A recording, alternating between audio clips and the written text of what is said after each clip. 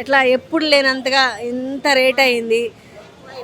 ఆ, చాలా ఎక్కువైపోయింది. అయినా కానీ జనాలు తగ్గట్లేదు. మరి ఇంత రేటు పెట్టుకుంటున్నారు, ఒకవేళ ఫ్యూచర్లో తగ్గొచ్చు కదా.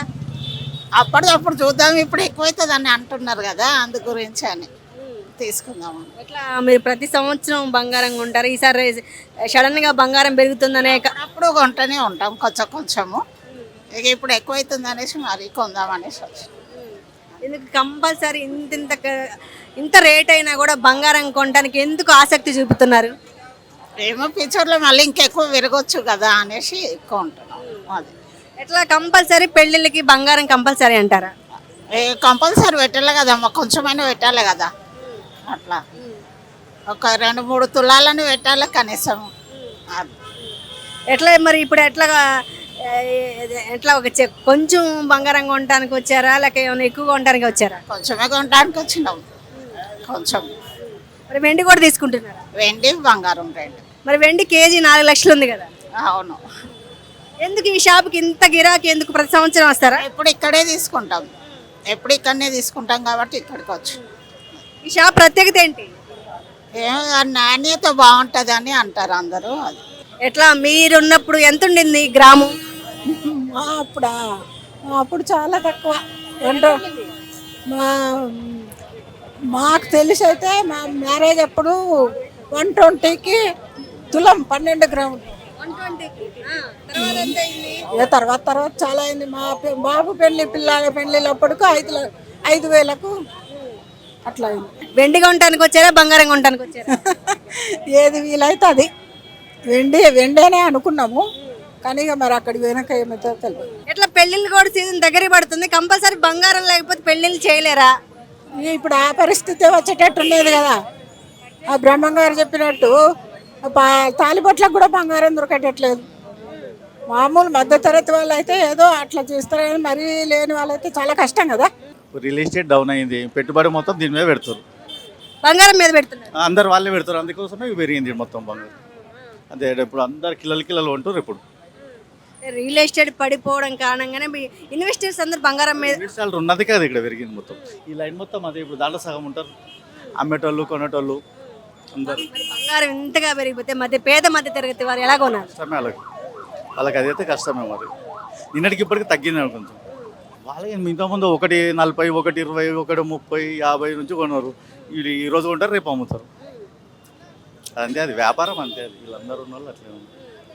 ఎట్లా ట్రంప్ ఎఫెక్ట్ వల్లే బంగారం పెరిగింది అంటున్నారు, మీరు ఇన్వెస్టర్గా మీరు ఏం చెప్తారు? నేనేం చెప్పలేము, దాని విషయం ఏం లేదు. కానీ అంతా రియల్ ఎస్టేట్గా వాళ్ళే పెట్టుబడి, అందుకే వీళ్ళంతా మామూలు వాళ్ళు తక్కువ ఉంటారు. ఇప్పుడు మీరు ఒక బిజినెస్ మ్యాన్ ఒకటి చెప్పండి, బంగారం రేటు పెరిగిద్దా, భూముల రేటు పెరిగిద్దా? భూమి రేటు తగ్గిపోతే బంగారం పెరుగుతుంది, బంగారం తగ్గితే భూమి రేట్లు పెరుగుతాయి. అంతే, ఇంకేం పెట్టుబడి అంతే. ఈ రెండే. ఇక ఎట్లా అవసరమే కదా బంగారము. ఈ మరీ రేటు పెరుగుతుందంటే ఇంకెక్కువ ఇంకా పెరుగుతుందేమో అని ఆశ కొద్ది కొంటున్నారు కదా వచ్చి. పేదవాళ్ళు కావచ్చు, మధ్య తరగతి వాళ్ళు కావచ్చు, దాదాపు బంగారం 2 లక్షల దగ్గరలో ఉంది, వెండి కేజీ 4 లక్షల దగ్గరలో ఉంది. అంత పెట్టి కొనగలరా? కొంటున్నారు, మరి జనాలు వస్తున్నారు కదా. ఎక్కడికైనా మరి తెలియదు కానీ జనాలు ఇంకా పెరుగుతుందేమో అని కొంటూనే ఉన్నారు కదా, వస్తున్నారు కదా. మీరు చూసినప్పుడు ఎంత ఉండింది బంగారం?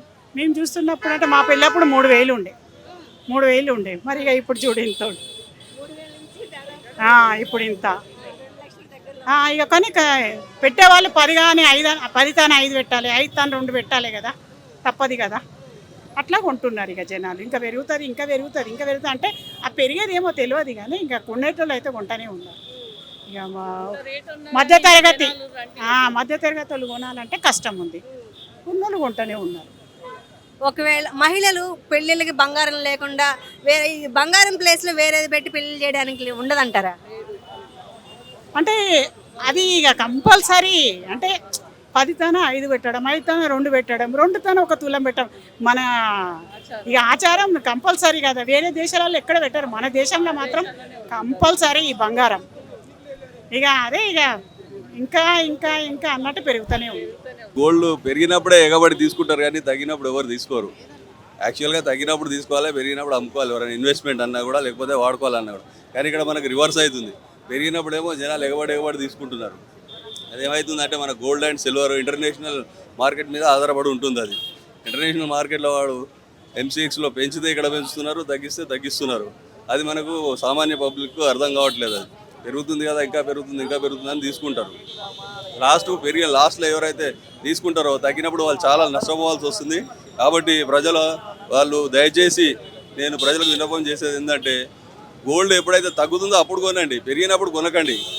పెరిగినప్పుడు ఇంకా పెరుగుతుంది అని కొంటారు, కానీ వాళ్ళు లాస్ అవుతారు పెరిగినప్పుడు కొంటే. ఇది నేను వాళ్ళకి చెప్పే విన్నపం. ఇంటర్నేషనల్ మార్కెట్ మీదే కదా, ఇప్పుడు గ్లోబల్ మార్కెట్ ఉంది కాబట్టి మనకు ఆ మార్కెట్ ప్రకారమే మనకి ఇక్కడ గోల్డ్ రేట్లు ఇప్పుడు సామాన్య మానవులు కొనడం వల్ల పెరిగిన రేట్ కాదు ఇది. ఇంటర్నేషనల్లో రేట్ ఏదైతే పెరుగుతుందో MCXలో ఆ రేటు ప్రకారం ఇక్కడ పెంచుతున్నారు. అంతేగాని సామాన్య పబ్లిక్ కొనడం వల్ల పెరిగిన రేటు కాదు ఇది. అక్కడ ఎప్పుడైతే పెంచుతారో ఆర్టిఫిషియల్గా ఇక్కడ ఆటోమేటిక్గా పెంచేస్తున్నారు. అది జనాలకు అర్థం కావట్లేదు. జనాలు కొంటున్నారు కదా అని చెప్పి పెరుగుతుంది అని చెప్పేసి అనుకుంటున్నారు. ఎందుకు బంగారాన్ని దాటేసి వెండి కూడా వెళ్ళిపోవడం జరిగింది? ఎందుకు అంత వెండికి అంత 4 లక్షల కేజీ వెండి అయింది? వెండి చాలా సులభంగా కొనేవాళ్ళు, వెండి ఎందుకు అంత ఎక్కువ రేట్ అయిపోయింది? ఎందుకంటే ఇప్పుడు గోల్డ్ ఇంతకుముందు సామాన్య పబ్లిక్ కొనే రేంజ్లో ఉండేది కాబట్టి గోల్డ్ కొనేవాళ్ళు. ఇప్పుడు సామాన్య పబ్లిక్ ఏదైతే కొనే గోల్డ్ రేట్ ఉందో అది వాళ్ళకి అందుబాటులో లేదు. కాబట్టి సిల్వర్ మీద ఇన్వెస్ట్మెంట్ చేద్దాము, అది పెరుగుతుంది అని చెప్పేసి దాన్ని కూడా మొదలు పెట్టాడు. అందుకని చెప్పేసి సిల్వర్ రేట్ కూడా బాగా పెరిగిపోతున్నారు. ఇక్కడ ఇంతమంది ప్రజలు ఉన్నారు, ఎట్లా ఇన్వెస్ట్మెంట్ పర్పస్ వచ్చారా? త్వరలో పెళ్లిళ్ళు వస్తున్నాయి, పెళ్లిళ్ళ కోసం వచ్చంటారు. అందరు ఉన్నారు ఇక్కడ. ఇన్వెస్ట్మెంట్ పర్పస్ వచ్చిన వాళ్ళు ఉన్నారు, పర్సనల్గా కొనుక్కునే వాళ్ళు ఉన్నారు, పెళ్లిళ్ళ సీజన్ ఉంది కొనుక్కుందాం అనే వాళ్ళు ఉన్నారు, ఇంకా పెరుగుతుంది అని చెప్పేసి కొనుక్కుందాం అని చెప్పేసి వాళ్ళు ఉన్నారు. మీరు చెప్పండి, ఫ్యూచర్లో బంగారం పెరుగుతుందా, ఇంతే ఉంటుందా? ఫ్యూచర్లో అయితే ఇంకా తగ్గుతుంది, ఇంత పెరగదు. ఎందుకంటే ఇప్పటికి చాలా పెరిగిపోయింది మనకు. ఇప్పుడు మామూలుగా ఎంత అండి, 1,30,000 మామూలుగా అయితే 1,70,000 వరకు పోయి 1,30,000 వరకు 20,000 వరకు వచ్చి మామూలుగా 1,75,000 వరకు వచ్చింది. ఇప్పుడు వచ్చి ఇంకా తగ్గింది, ఇంకా కొద్దిగా కరెక్షన్ అవుతుంది. అయిన తర్వాత మళ్ళీ అప్పుడు కొనుక్కోవచ్చు. మనం ఎప్పుడైతే స్టేబుల్గా రేట్స్ ఉంటాయో అప్పుడు కొనుక్కోవాలి. మనం అప్పుడు కొనుక్కుంటే ఏంటంటే మనకు లాస్ రాదు. ఇలా పెరిగినప్పుడు కొనుక్కుంటూ పోతే మనకు లాస్ వస్తుంది. మనకు అంటే స్టార్టింగ్లో కొంటే మాత్రం పర్లేదు, కానీ మరీ హైలో కొన్నాం అనుకోండి కింద పడిపోతుంది. కింద పడ్డప్పుడు డెఫినెట్గా లాస్ వస్తుంది. ఎట్లా బంగారం కొన్నారా? కొన్నా నాన్న, నేను కొన్న ఎగ్గు తగ్గులు అవుతుంది. గంట సేపట్లా అటు ఇటు 5,000 8,000 అట్లా ఇట్లా అవుతుంది. ఉన్నాయి నాన్న, మాకు అబ్బాయి పెళ్ళి ఉంది, కొందాము. మగ పిల్లగారి పెళ్ళి అయినా కనీసం 2 తులాలు కావాలి కదా, ఆ దానికి వచ్చినాము. డబ్బులు లేక నేను 2 రూపాయలు ఇంట్రెస్ట్కి తెచ్చిన. ఇక ఇప్పుడు ఏమవుతుందో భగవంతుని ఇష్టం. ఈ రోజు అయితే 11 గ్రాములు కొన్నా. ఇంకా భయం అవుతుంది, ఎండి కొనాలంటే భయం అవుతుంది. ఇంకా లోపలికి పోయి బయటకు వచ్చిన. గంట సేపట్లో 20,000 తగ్గింది. 3,60 ఉండే 3,40కి వచ్చింది. కొనాలంటే భయం అవుతుంది, బయటికి వెళ్ళిన. ఇది సంగతి.